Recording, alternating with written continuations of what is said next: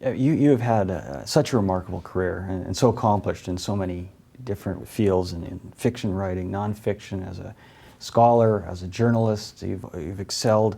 Is this the fight of your life, this current experience, or is this just another phase in a quite remarkable career? There's no question this is the fight of my life, and this is a fight not for me. It's a fight for the Canadians I meet on the road. It's a fight for all those Canadians who, you know, they want childcare for their kids. They want hope and opportunity for their kids. They want to make sure that, you know, they get college and university. They want to make sure that they grow up in a Canada which respects democracy. They want to make sure they grow up in a Canada that is the tolerant, open-minded, diverse place that it's been.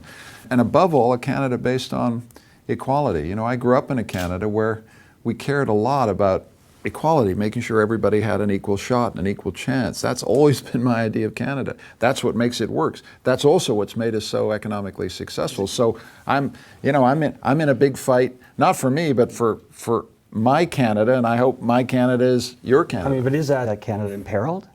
Well, the current I think government? we've become. It seems to be a fairly moderate government. It hasn't been prone to extremes. I mean, is that Canada really imperiled?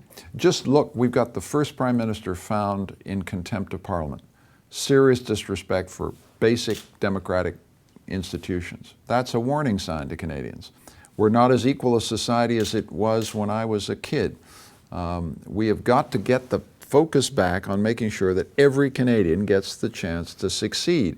And that's, I think, been the genius of the country. That's why we've been so successful. And I think this government's forgotten it.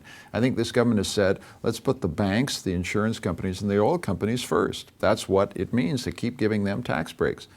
If you do that, you're not putting the Canadian family first. And if you don't put the Canadian family first, then we become less equal. That's what I'm saying.